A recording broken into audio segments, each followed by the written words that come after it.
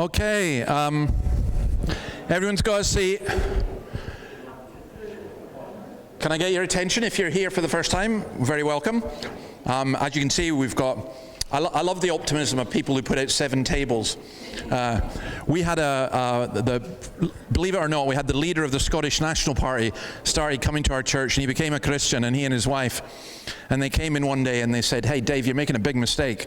And I said, "What's that?" They said, No. We learn in political meetings, you put out 20 chairs. No, you don't put out 50 or 100 chairs, you put out 20 chairs, and if you need to put out more, everyone's encouraged. You know, that was the psychology of it. It was really interesting. The other thing I thought was really interesting, and only Steve and I will really appreciate the significance of this, but I could not believe when I read the newspaper this week. I used to be chaplain to Dundee Football Club, and the captain of Dundee Football Club has turned down a contract to re-sign for the club, and guess who he's signing for? The Jets. He's coming to Newcastle. So, I was stunned, yeah. So I'm going to write to him and say, "Come on, we need to meet up, and you have to come to church because that's an Australian tradition." That's what I'll do. Right, so this morning, what we did was we looked at kind of a vision for the church, and I want to tie this in with what we're looking at today, because I want to show you another video. Now, please forgive me for this. This one has subtitles, because it's my son, and he's in a working class housing estate in Dundee, and they speak a different language. It is English, but not recognizably so. So I want you to see this, and you'll see what I mean. Let's go with this. My name's Andy Robertson. I'm a 20 Schemes church planter based here in Charleston in Dundee, Scotland. I grew up in Dundee, I studied in Dundee. I love this city, so I've known of Charleston and the other schemes in Dundee. It's a scheme of round about 4,500 people. Behind me is our church building. We call it the Hub, and we use that throughout the week. We've been planting through a church called St Peter's Free Church here in Dundee. We have leased this building off the council, renovated it, and we use that as the base for the church. My name's Owen O'Rourke. I'm part of the launch team for Charleston Community Church. I was basically brought up in Charleston. I spent most of my life in Charleston when I was a young lad. It's a good community, and it's quite a warm place and welcoming place. It's all family orientated. We've got uncles and aunts and the grandchildren. They're all around each other in Charleston. One of the big problems in the last, say, 40, 50 years, there's been a lot of deprivation. I think people, I could speak for probably Charleston people, they've maybe heard about Jesus because they're Catholics, but I don't think deeply they've read the Bible. And I think it's so important that, like, for this church here, is basically to let people know about Jesus and tell them the truth about Jesus. Just say, listen, this is real. This Charleston Community Church is here for people to just do that, and that's what we do. But we're not here to force it on people, we're here to just explain it and tell the truth about Jesus. I'm Tammy, and I come from Charleston originally, but I've moved about after that, but this is where my roots are. We love the church being here. The church has opened its doors to everybody in Charleston, and I think they're liking that. And it's good that they're living in the community because it's making them part of the community. But you're getting the roughest of the guys that are out here coming in here, and that's good. You know what I mean? Because if they can show face in here, then it just shows to the other people that it's not a bad thing to come here. The non-judging of you, I like that about them. They take you on no matter who you are. You know what I mean? No matter what your background is. Because my background's a bit rocky. But they didn't see that, they just see me. That's good. I love that. Would you say you're religious? I'm not completely religious yet, but I'm turning. I vocalise the church wherever I go. I tell everybody about it. It's a good thing. One of the ways that people can help us is by, first of all, praying for us. The greatest need in Charleston is for these people to respond to the gospel of Jesus. We have thousands of people on our doorstep, and we want them to know Jesus. So please do pray for us. You could also give financially to the work that we're doing here. We would really appreciate that. We have to raise our own funds. And finally, if you wanted to come here and be involved in this ministry, that would be great. If you'd be willing to move to Dundee and to move to Charleston and be involved in this church, that would be fantastic.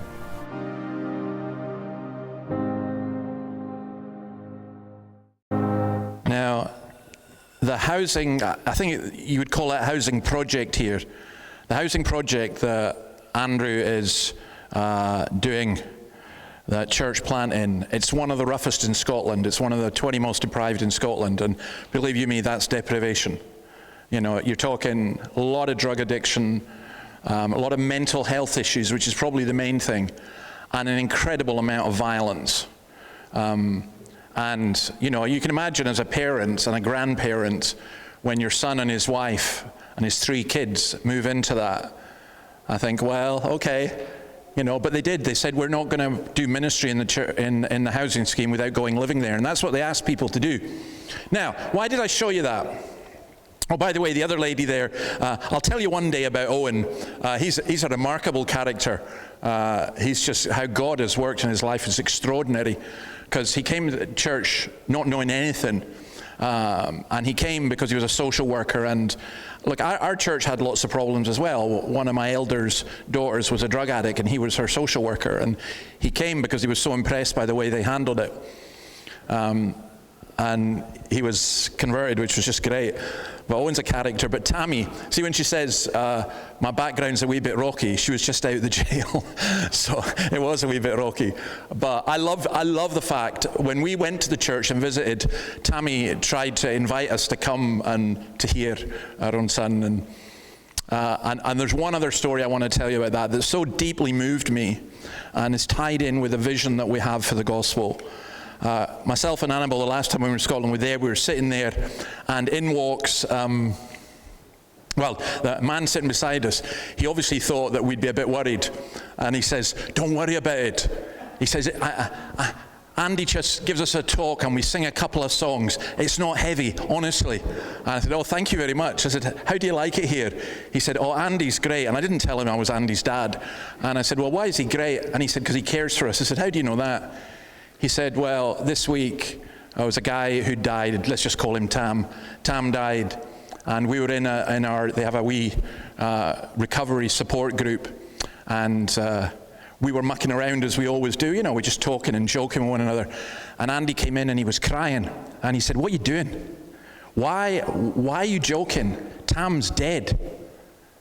And he said, the guy said to me something that just, it still moves me even to think about it. He said, nobody ever cries for us. And I thought, wow. So what does all this have to do with Romans? Well, it's got a lot. Paul says, I am a debtor both to Greeks and non-Greeks.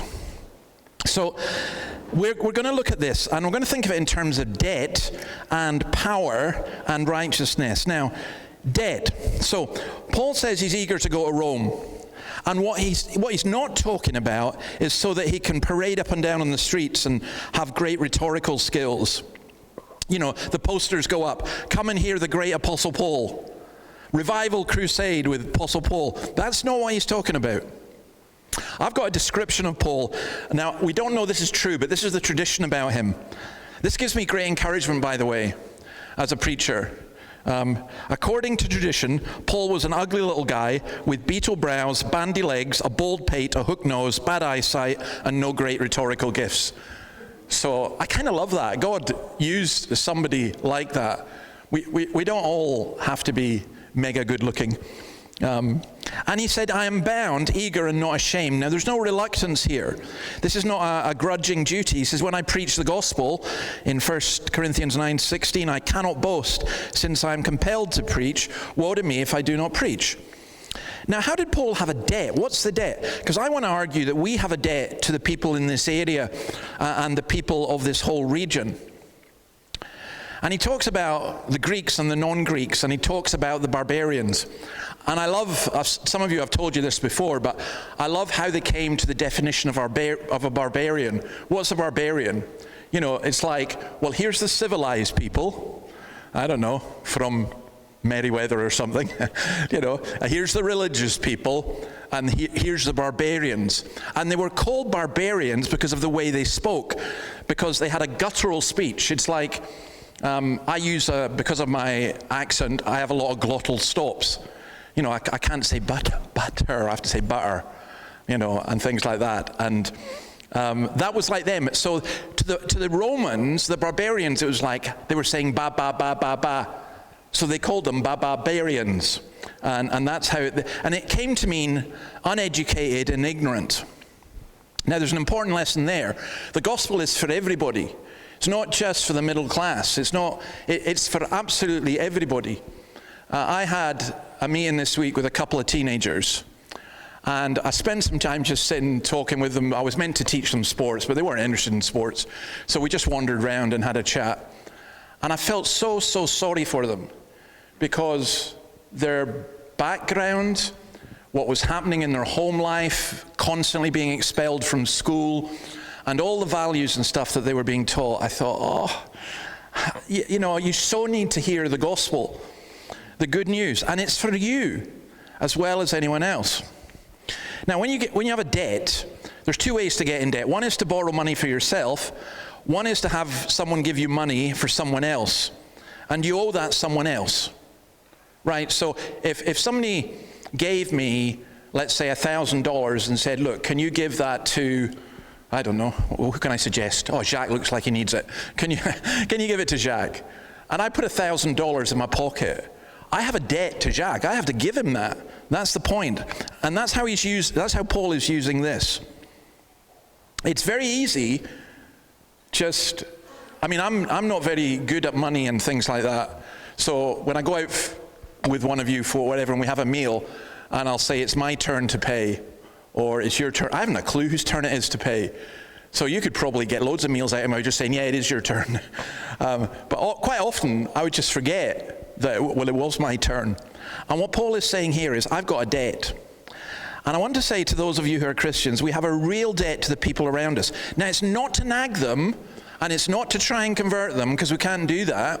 And it's not to try and manipulate or to twist or anything, because the gospel is true, and we shouldn't be too freaked out about sharing that. But I would argue we should never try to convert people, but we should try to tell them the good news. Right, verse 16 is gospel power. For I'm not ashamed of the gospel, because it's the power of God that brings salvation to everyone who believes. Okay, what do we mean by power? Well, first of all, how could you be ashamed of the gospel? Well, I think it's very easy. Jesus says, if anyone is ashamed of me and my words in this adulterous and sinful generation, the Son of Man will be ashamed of them when he comes in his Father's glory with the holy angels. When I first became a Christian, I remember some of my friends saying to me, you're not turning holy, are you? And I didn't like to say I was going to church. And in other situations, I found that people change it around a lot. Now, I put up here the battle for Bowman Street. I played on that headline a bit and got in a bit of trouble for it. But what we mean by that is, what does this area need? Now, you can argue it needs better housing. Yeah, sure. You can argue maybe family breakdown and everything else. You can argue the whole question of drug addiction and so on. But I think ultimately the battle is a spiritual battle. But if you say that, I was in the pub just across the road. Not a place I necessarily go every single day, but I was there and I met 4 young lads, and I was talking to them, and I said to them about coming to church, and they said, oh, no way, mate, no chance. And then as we talked for a while, one of them said, yeah, but if I came, the stick I'd have to put up with. And then one of them said, I'm a lapsed Catholic. Well, I said, okay, how about becoming a lapsed Protestant and trying everything out and just come along and have a look and question. But there was this big stigma about being involved. People think we should be ashamed of things. So, I know plenty of people, and certainly in my experience, in the ministry I've been involved in, that they've become interested in Christianity, and they really don't know how to tell their family, because their family think they're going crazy. But they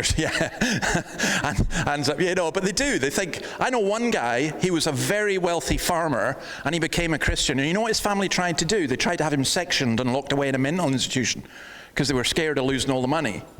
And he was just a lovely, warm guy. There was nothing wrong with him. They came round eventually. Well, Paul says he's not ashamed. Why? because the gospel is the power of God. Now, you have to remember where he is. He's in the power of Rome. Now, some of you may be a little concerned about what's going on in Iran and bombs dropping and everything else, and people saying World War III starting. Well, I think World War III has been going on for a wee while. But the power of America, you could look at that if you want. And Rome was like that, the power. But Paul is saying, hang on a minute, no. We've got a greater power. We've got the power of the gospel. I don't know if you had the advert here. I remember an advert there was a washing powder called Daz, and they talked about the power of Daz. It can clean absolutely everything. And people talk about power in that way. Well, what Paul is saying, this is the power of God. And how does he know it's the power of God?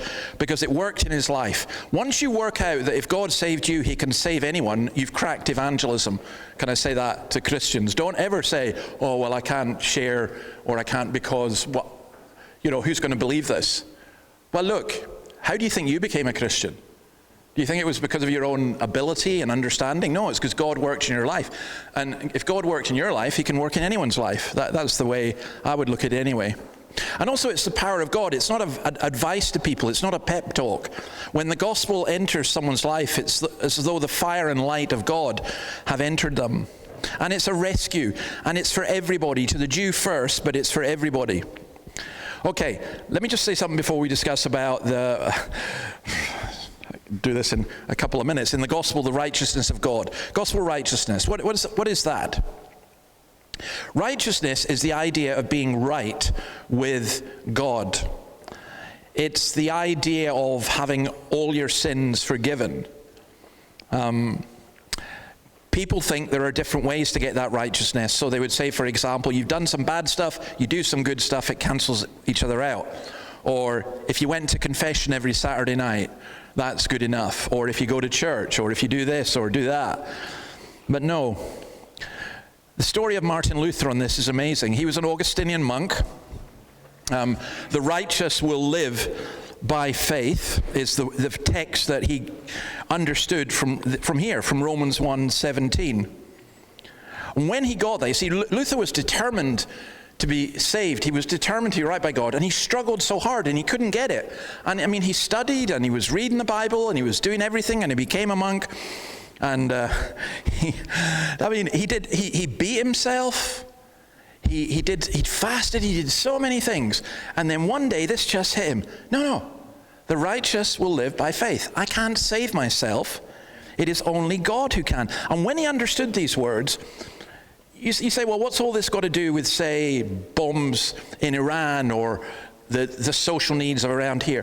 When he understood these words, he was so transformed that the whole of Europe was transformed because he started preaching it. And when he started preaching it, there was opposition, but it changed things. I think sometimes we don't have appreciation for the Reformation because we've forgotten the radicalness of the truth being revealed. So, the righteousness of God is being revealed. When you wait for the results of an exam or an x-ray, you are waiting. And what Paul is saying, the righteousness of God will be revealed in the last day, but it's also revealed now. And the righteousness of God is an attribute, it's a quality, it's his character, it's his entire consistency. In other words, there's nothing not right with God. And by the way, that's where I always have to start. Because if I start with me, or I start with the culture, or I start with what I think, and then I look and say, well, hang on a minute, that doesn't appear fair. God, what are you doing? I've got it the wrong way around. I have to work on the assumption that what God does is righteous, and then I have to think, why do I think that's not righteous? Am I misunderstanding it? Or what's going on here? And it's his actions. God's righteousness and his saving actions are the same, and it's a gift from God. It's a gift that he gives to us. He declares us not guilty, and that's the way it's used here. So what Paul is saying is that righteousness is a quality, it's an activity, and it's a gift. And here's the wonderful thing. You go for a scan. How many of you have had this? That you go for a scan, and no matter what you say, you go, I'm not really worried, or you do the fatalistic thing, whatever will be, or it's all in God's hands. But believe you me, when you get the scan and it comes up clear, you're like, oh, That's great. I remember doing this. I'm sorry, I'm going to tell you this. This is a story at my own expense. But I'd been seriously ill in hospital, and I went back for a checkup. And they took a scan of my lungs, because it was my lungs that were the big problem. And the consultant showed them to me. He says, "What do you think of those, David?" I said, oh, I feel sick. He said, "Why?" I said, "They're all black." He said, "Uh-huh." He said, "That's your lungs. That's what we call air. That's what your lungs are supposed to be full of." I thought, oh, thank goodness. I thought there was something really wrong. And he laughed. I was so ignorant. And he pinned up a scan of my lungs when I was in hospital 6 months earlier, and they were pure white. And he said, "David, those are the lungs of a dead man." He said, "I cannot understand how you're alive, but those were the lungs of a dead man." He said, "These are the lungs of a man who's healthier than me." So he said, "You're a freak, but," he said, "your lungs are fine. Go away, never come back." And I was, oh, this is brilliant. This is really, really great. Well, that's what he's saying here. Declared not guilty. So you get reminded of something you've done in the past. You get shown something about yourself that's still true in the present. And it's like the devil is the accuser, and you feel guilty, and your conscience is burdened, and it's really terrible. Like my son there, when he's working with people. I remember one guy coming in one day, "What have you been doing?" "Oh, breaking legs." Because he was a debt enforcer. Now, when that guy becomes a Christian, what a change. I saw one woman in that church, and I was amazed her testimony. But when she first met my son, she came up to him and offered him drugs. And the man beside her said, "Do you not know who that is? That's the priest." Well, he wasn't a priest, but, "That's the priest." And she just went white and ran away. And 6 weeks later, she was baptized. And the transformation in her life was absolutely phenomenal. It was just incredible. Well, that's it. You're not guilty. That's what righteousness is. And God gives that through Jesus Christ. I remember when Pope Francis met Islamic leaders, and he said to them, "Islam is a religion of peace." And I don't think any religion is a religion of peace. I don't think any religion can make us right with God. The only person who can do that is God himself, and he does it through Christ. And then he then talks about, the primacy of faith. And we'll come back to faith at the end. So we've got some questions. And they're serious questions. You can choose any one of them if you want. You can try and do them all. And please, if each table could also come up with a question of your own. What is the gospel? Because people are told to believe the gospel. So how would you summarize the gospel? And here's the thing. If you're a Christian, I'm going to ask you to explain the gospel without jargon. Right? So without jargon. Jargon, yeah. So you have to explain it. It's like if you're a really good doctor and you're explaining to me my illness using Latin terms out of a medical textbook, you're not a very good doctor, because I need to know what you actually mean, because I don't understand what you're saying. So what is the gospel? How would you summarize that? What kind of power does the gospel have? What is righteousness, and why do you need it? And how do the righteous live by faith? So you can choose any of those, or you can anything else that came up in the passage. Feel free to go for it.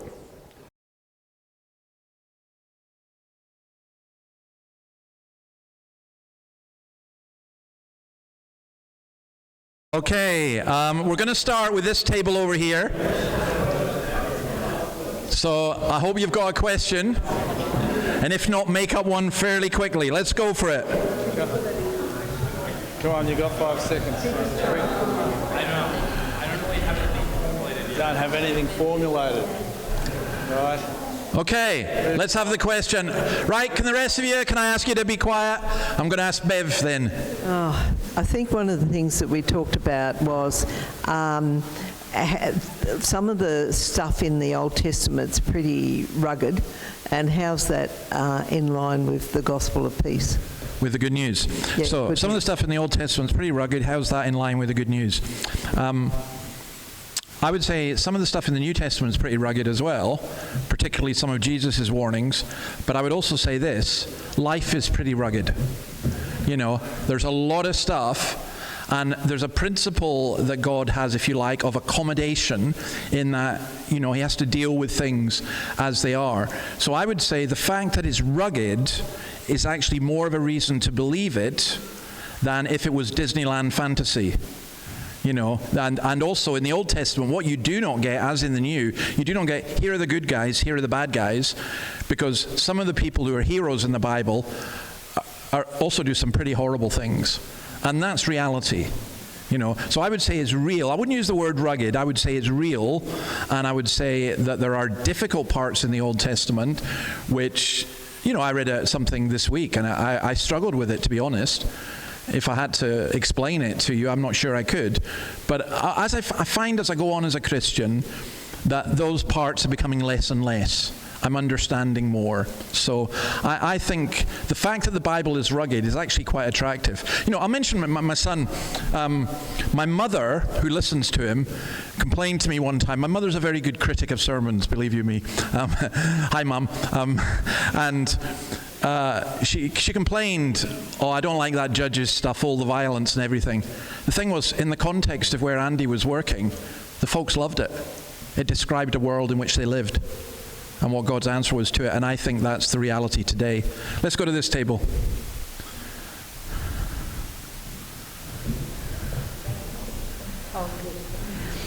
We had a good discussion on the second question. What kind of power does the gospel have? And so our question to David is, if the gospel has the power to save, why is it that some are recipients of this power and others aren't? Okay. Yeah. Once they hear the good news. Once they hear the good news, why are some recipients and some not?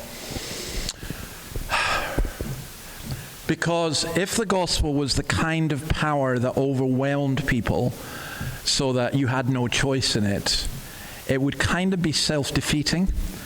So I think what happens in the gospel is the good news is proclaimed. You do need the Holy Spirit. We talked about it at this table, that people won't see a need of a Savior unless they see a need of their own sin, and therefore they need the Spirit to convict them of sin and righteousness and the judgment to come. We'll come on later in Romans. Paul answers that question later on. You know, why Jacob and not Esau? You know, why did this happen? So I think the gospel is powerful, but it also doesn't take away human agency. So it's not overpowering to the extent of you have no choice. I mean, I remember being so overwhelmed by the power of the gospel once, but I knew I could still walk away. And I was very drawn, very, very drawn. But the fact is, if we reject the gospel, that's our responsibility. That's what I would say. I think sometimes when we become Christians, we look back and we say, well, it's like I almost had no choice in that it was so beautiful and so stunning. Well, thank God for that. But you actually still did have a choice. You still had to accept, you know. So it was a good question, though. So was the other one. Let's go to this table. Who's going? On you go, Sheree. Go for it. Yeah. Well, I'm still working out how to word this question, so I'll just figure it out as I go along. Okay. But it's in my brain. So why do you think there are so many contrasts between Greeks and non-Greeks, and then like the opposite sort of thing, wise and foolish sort of thing? It seems a bit like poetry and metaphors, and how is that inclusive for our society today? Sort of, how do you make that? So you're talking about the distinction between Greeks and non-Greeks, and why does that matter? Just like, how can we use that as like a model for our speaking the gospel, you know what I mean? Yeah. Because it's very about inclusion today. Sure. So, look, as you know, different people have different personalities and we come from different cultures, okay? So, I'm from an argumentative culture, and I like the intellectual arguments, and I would use them, you know? Other people are much more touchy-feely and emotional, and I'm saying that in a non-derogatory way. It sounds derogatory, that's not what I mean. I'm saying that there's a connection, you know. I would say some people are much more poetic and artistic.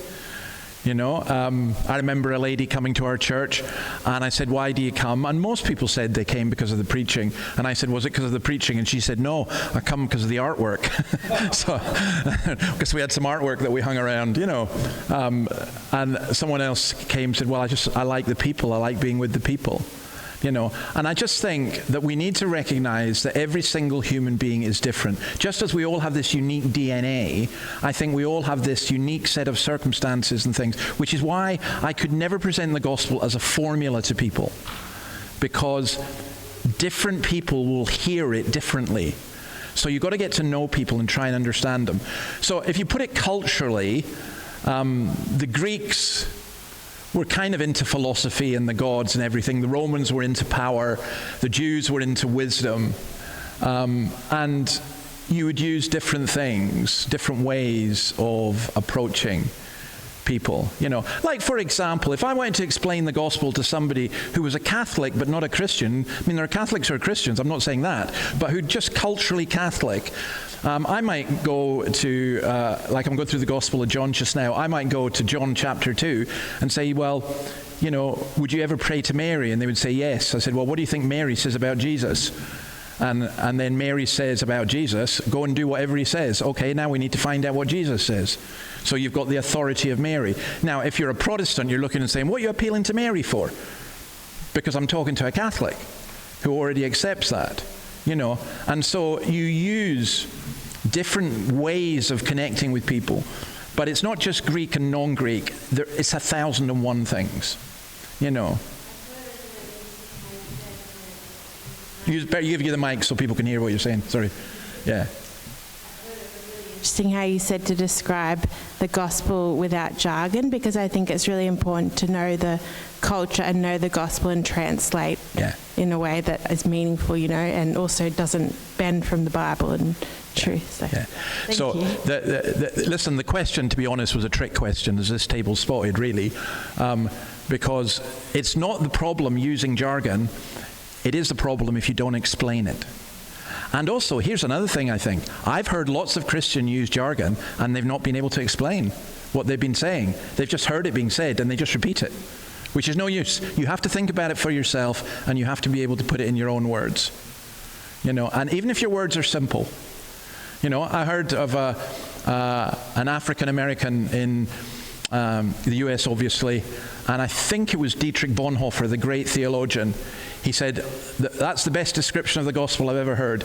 And what the guy said was this. He said, what's the gospel? What's Christianity? He said, he die, me no die. That's a pretty good explanation. Let's go to this table then. You're the last ones. I'm sure you've got a cracker of a question. Matt, go for it. This was arrived at with consensus with the whole table. Okay. No. David, you're telling me the gospel has a power. Yeah. But I read Johnny Cash's biography. He heard the gospel, he believed it, but he kept going back to the amphetamines. Yeah. And he lived it took him a while. But if this power is so good, how come people like Johnny Cash can't get it right more quickly? Well, Johnny Cash is really interesting. I love Johnny Cash. Two things about Johnny Cash. First, he did feel, leave him with the mic. He did feel... I didn't ask you to talk about Johnny Cash. He described being in the cave, wanting to commit suicide, and being overwhelmed by this sense of God, and that's what stopped him doing it. But the question you gave is, I keep saying this with everything, it's answered in Romans 7, where Paul says, the good that I want to do, that I do not do, the evil that I do not want to do, that I keep on doing. So I think that becoming a Christian doesn't mean you become sinless, it means you've got a battle on your hands. Because you've got a new self and an old self, and the two battle against one another. So I've known people who are drug addicts who become Christians and they've come off drugs like that and they never go back. But I've known others who are Christians but they keep finding themselves going back to drugs, So it's that doesn't surprise me. That fits with what the Bible says. Folks, it's just about time, but let me just go to this last bit here in terms of faith. Right, just saying about faith alone. Right, so we use this phrase, faith alone. The idea you don't use your mind. Martin Luther said a really interesting thing. At his trial at the Diet of Worms in 1522, he said he would not recant unless the scripture and plain reason convinced him. Now that is really important. People are not being asked to believe something that's unreasonable. Faith alone doesn't mean you abandon good works, or you abandon reason, or you abandon obedience. All it means is that we know we cannot earn salvation, but that it comes by faith, but that faith is never alone. So, that's the questions. Let's go on to the next bit. Here's my summary of why we need this. We live in a society where people are really confused, where there's, forgive the phrase, there's always fake news and post-truth and stuff. And actually the real news, you look at the real news and you're thinking, how can that be right? You know, it's hard to believe what's fake and what's true and what's... I mean, we live in a world where intelligent people can't tell us what a woman is. Well, 10 years ago, who would have said we'd ever arrive at that world? Well, just imagine what it'd be like in 10 years' time. What Paul is doing is he's giving us bad news. So this table mentioned that. You can't save yourself, your family can't save you, your society can't save you, your religion can't save you. But the good news is that there is one who does, that God so loved the world that he gave his one and only Son, that whoever believes in him should not perish but have everlasting life. And that's the answer, by the way, to your question. Whoever believes in him. You know, now, I think the majority of people in this community have not rejected the gospel because they haven't heard the gospel. And our responsibility is not to go and convert them, but our responsibility is to give everyone an opportunity to hear. And I don't know how we do that. I wish I knew. I wish I had a magic key for doing it. But I just pray that we can. And I've seen already people, like I mentioned my son, what's happened there, you know, with just, it's hard work. There are people who come in and profess faith and then walk away. You know, they can't cope with the burden of everything that's there. But it's not I will not stand before God on the day of judgment and say, listen, X number of people in Newcastle were converted because of me. I stand before God in the day of judgment and said, look, I did what you asked me to and communicated your good news. And you know what I think will happen? I think the Lord will turn in and say, almost like, you see them. That's a ripple effect. Just tell people the good news and you see what happens.